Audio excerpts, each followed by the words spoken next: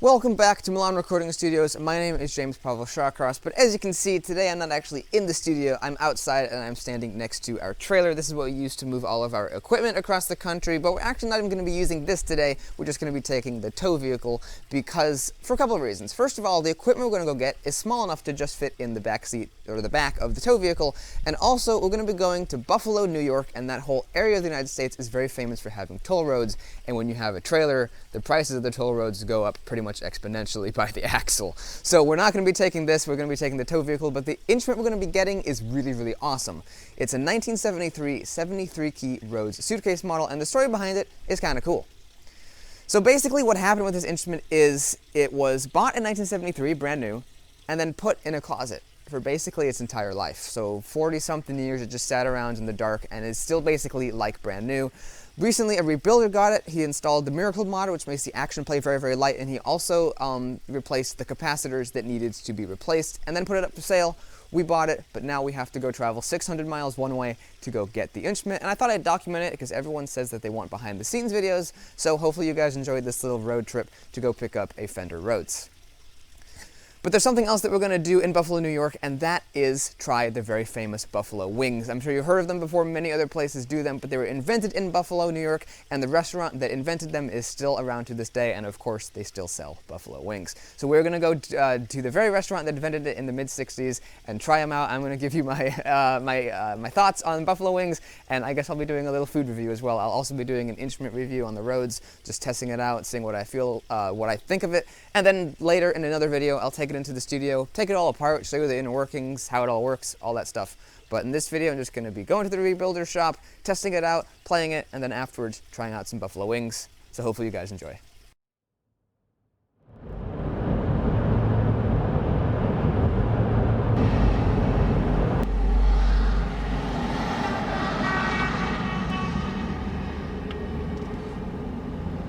Follow Interstate 77, northbound, US 52, northbound, towards Ghent, for 29 miles.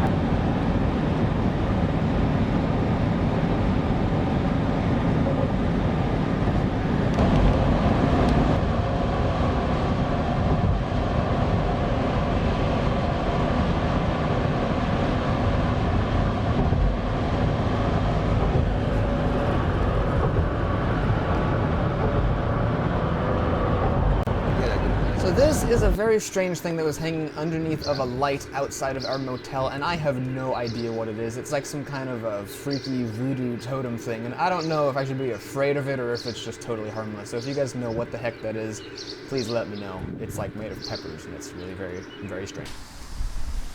So I've made it to Buffalo, New York. As you can see, it's rainy, the weather's a bit miserable, and the funny thing is last time I was in New York, it was also rainy and miserable, so I think that's the kind of weather that they get a lot here. But I am here in Buffalo, New York to pick up the Rhodes and check it out and see it for the first time ever. I've seen pictures of it online, of course, I know kind of what it is, but let's go see it in person and see what it's actually like. So this here is the Rhodes that we drove all the way to Buffalo, New York to see, and it is everything that I had hoped it was. It feels amazing, it plays amazing, it honestly feels unlike any Rhodes that I have played. I've only played a few. As far as pianos are concerned, I've played hundreds, but as far as Rhodes are concerned, I've only played a handful, and all of the ones that I had played until now always had a very sluggish action. I played one when I was about 8 years old, and I really didn't like the action at all. It had a very heavy feeling. Then many years later, I found one that we were thinking about buying. It was a Suitcase model. That also had heavy action, and that one had some strange modifications done to it as well, so we didn't buy it. But that one had a really heavy action. The Stage model that I bought also has a heavy action. I've made it better, but it's still very sluggish and clunky. We bought a piano bass, which we've made much better, and it's not very clunky anymore, but when we first bought it, it definitely had a very clunky feel. We've made it a lot better. But this is elegant. This is smooth. This is light. It's fast. It's quick. It's responsive. It's everything you want a piano action to be, and I'm absolutely amazed that the Rhodes action can be like this. It's amazing. And apparently it played good even before the Miracle mod was installed, and so the Miracle mod only made it better. In case you're wondering what the Miracle mod is, it's kind of like a little felt bump that goes underneath. I think it's the hammer, and it helps it rock back and forth. There's a little bit smoother, and it creates a little bit less resistance than I think underneath originally was just a flat piece of felt. I could be a little bit off on that, but I think it's a round piece of felt that's put under the hammers to make the move a little bit smoother and make the action feel a little bit more lighter and make it feel responsive.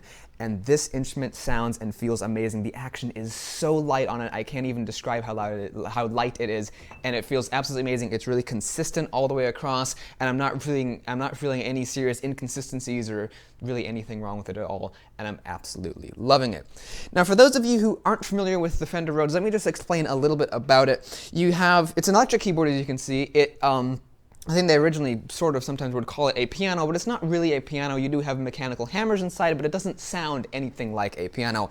It really has its own sound and its own beautiful, awesome sound. You have 3 knobs over here, and it's kind of like 5 knobs because 2 of them have 2 functionalities in one knob. You have a volume knob over here, which of course does the volume. You also have a little bit of an EQ, and so you have treble and bass, and the outer ring controls the bass, the inner ring controls the treble. I'm not going to move them too much because I like where I have it at the moment.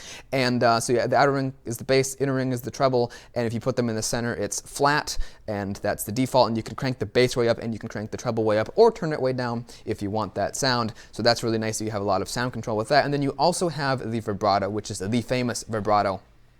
Now, in a lot of videos on YouTube, I see people will turn them all the way up with the intensity all the way to the max and the speed all the way turned down, which honestly kind of drives me nuts when it's panning in between the left and the right ears, and I really don't like that sound, but I do like the vibrato. If you like that sound, that's totally fine, but I like it when it's a bit more subtle and you can just kind of barely hear it and it's there. So that's where I have it set. The speed is turned way up because I kind of like the speed to be a little bit on the faster side, but the intensity is turned way down, kind of like with the bass. The intensity is the outer ring and the speed is the inner ring. So that is the vibrato effect, and it actually will pan between speakers on the speaker cabinet, which is a very interesting effect. If you look down here at the speaker cabinet, you will see that the grill cloth here is actually original. You can see some very slight staining. It might not even come through on video, but this is the original grill cloth.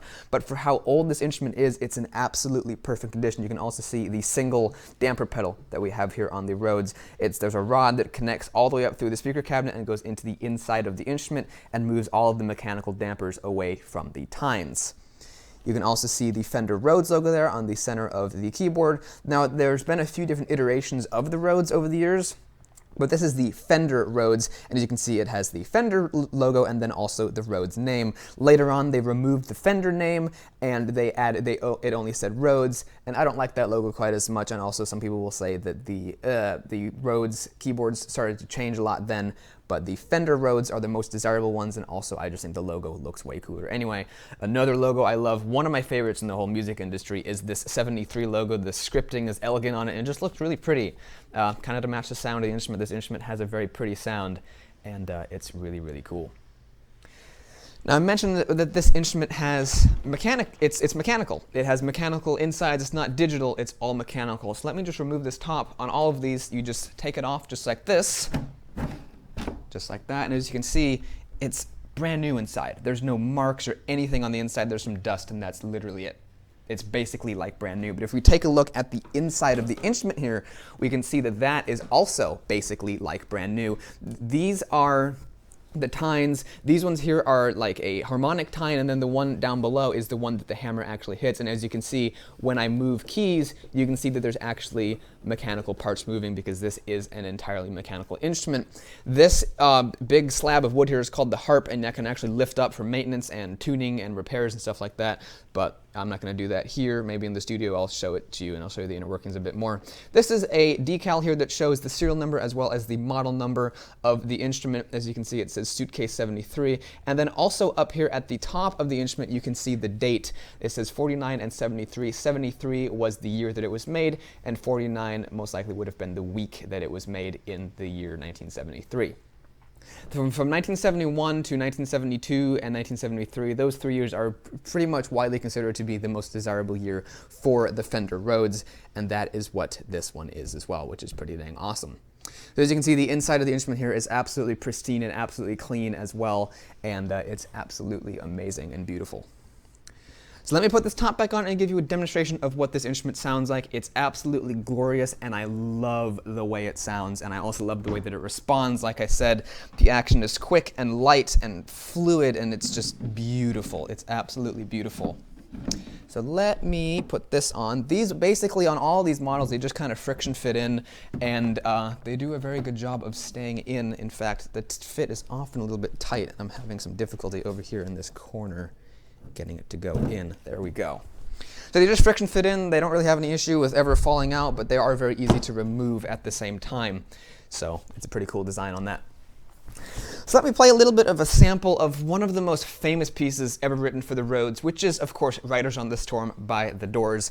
It's an awesome song, and it sounds really, really great on the Rhodes, and I'm going to have some vibrato in here. Probably won't be the exact same speed and the exact same setting they used on the original record, but it'll kind of come close, and that's what they used on Riders on the Storm.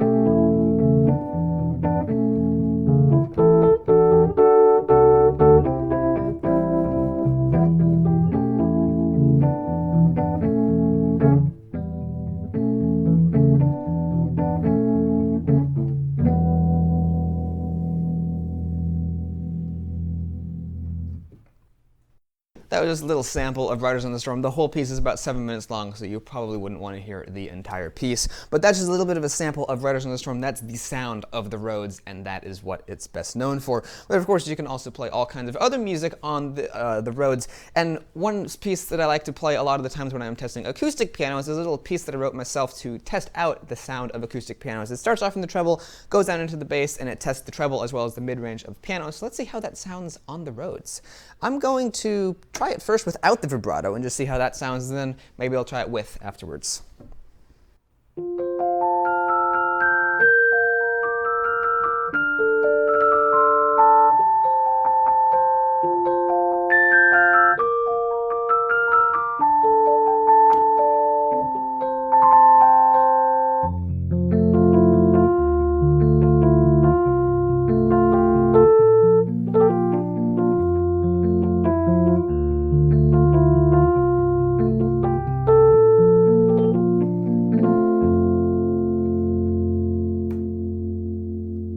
Should we try it with vibrato now?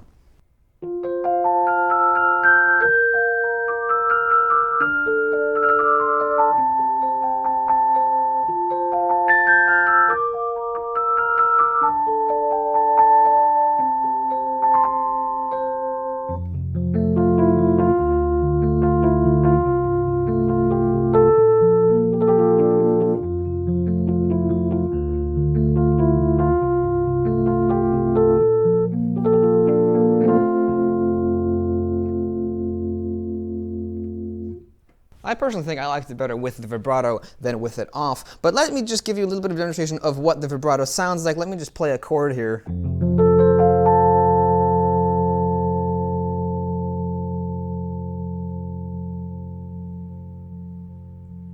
That is with the intensity cranked all the way up and with the speed cranked all the way down. That's kind of the extreme of what the vibrato can do, but honestly, when you have that sound panned between your left and right ears, it kind of drives me a little bit nuts on recordings, and I really don't like that sound. So I like it a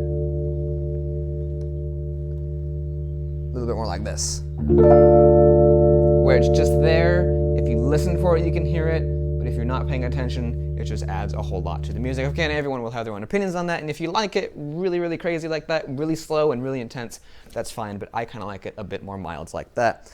Let me also play another piece on here that I think will work really well on the Rhodes. That would be the Davy Jones theme from Pirates of the Caribbean. I think that will work pretty dang well on here.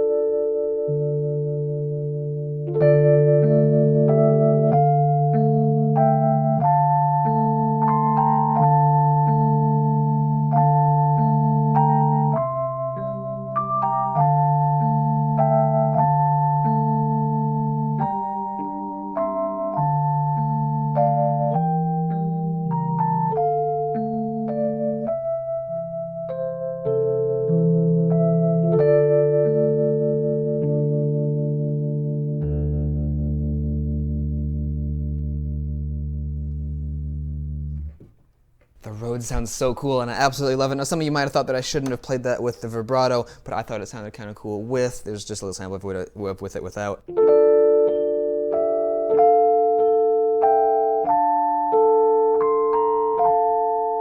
And then with. That vibrato sounds really, really awesome, and I absolutely love the way it sounds. For the final piece, I'm going to play on the Rhodes. Let's try playing some Bach on the Rhodes and see how that sounds. I've played it before on the Rhodes, and it's a bit of a weird piece to play on the Rhodes, but let's play an old Bach chorale hymn on the Rhodes and see how that goes.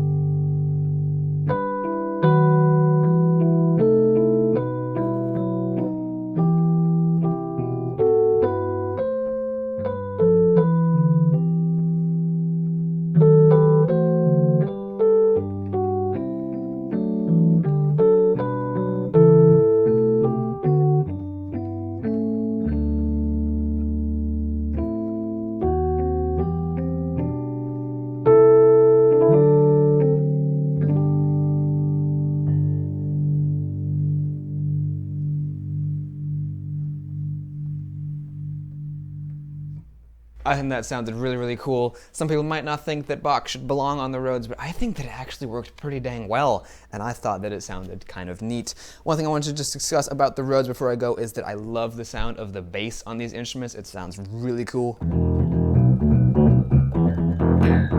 then, of course, you do have a bass EQ, so you can turn that way the heck up. Hear that? It swells and gets real thick. So if you want to have it really, really thick and really bassy, you can. Usually I have it turned down a bit, because sometimes if you're putting it in a mix, that can kind of build up. If you have a bass guitar and a Rhodes, it can kind of get a bit messy, so I usually turn it down a bit. But I love that growl. It sounds awesome.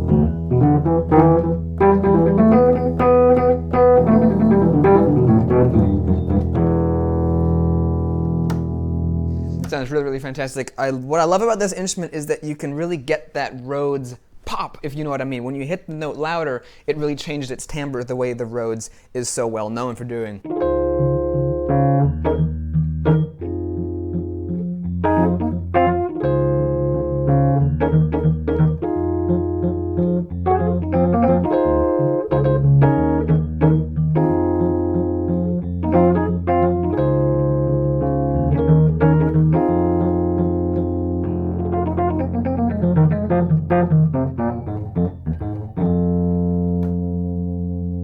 it sounds absolutely amazing on my stage Rhodes. I can't make it do that because my action isn't quite as pristine as this one, and it feels absolutely, absolutely wonderful.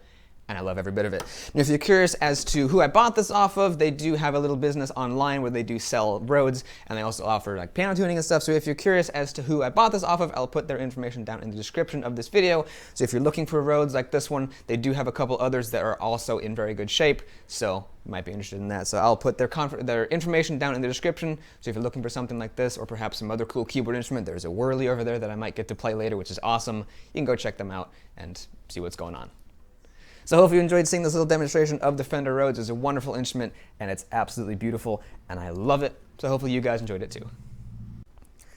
I just wanted to show you the back of the Rhodes as well, because that's kind of interesting. It's not something that everybody always gets to see. What's kind of interesting is that they put the logo down here on the grill cloth instead of actually on the back of the instrument. I have, like I said, a stage Rhodes, which doesn't have the speaker cabinet underneath, and so they put the logo for that on the back of the instrument, so when you're facing the audience, they can see what instrument you're playing. But on here, they decided to put it on the back of the grill cloth instead. As you can see, there's nothing here, and there never was anything. There's no holes here where a logo once was mounted. So instead, they put the logo down here on the speaker cabinet to just kind of show what instrument is being played up on stage. And also, something else I wanted to mention is that the grill cloth on this is absolutely perfect. I mean, you can see in the video that there's absolutely nothing. Like, nothing at all is wrong with it. It's perfect. It's beautiful, and it's wonderful. It looks amazing. So that's just something else I wanted to show you guys, how that looks. It's a really cool look as well.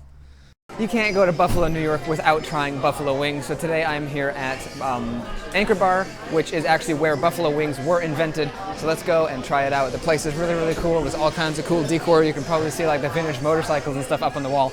I don't know how they got those up there, but somehow they did. So let's actually try some buffalo chicken.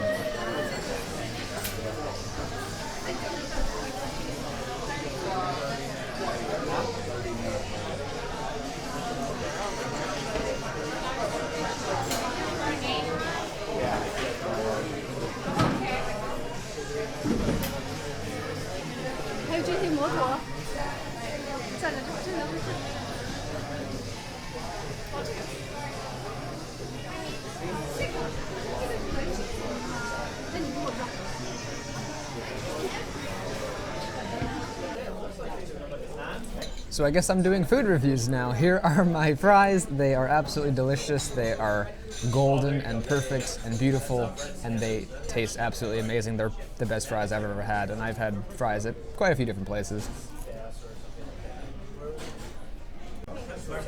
So here is the buffalo chicken, and this is what it looks like. This is how it's served. You can get it in a few different flavor options. There's a few different ranges. There's like mild, medium, hot, spicy, and apparently a super hot suicidal option. We just went with the medium because, first of all, that was the original. That was the original flavor intensity that they had when they first invented it.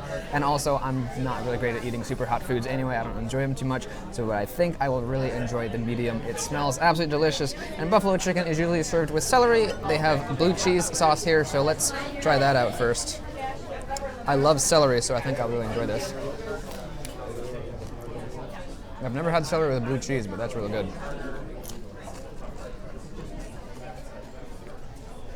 So now should we try the buffalo chicken wings?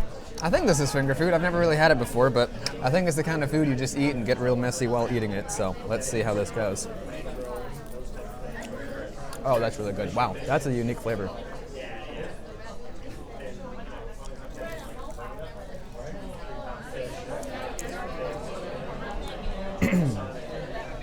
It's actually pretty spicy. It's really, really good. It's spicy. I can't really figure out how to describe it because I've never really had anything quite like it before. It's like barbecue sauce, but really spicy. You know, barbecue sauce isn't that spicy, but this is like a much spicier version of barbecue sauce. It's very, very good. And the chicken is absolutely crispy and salty and delicious, and I love it.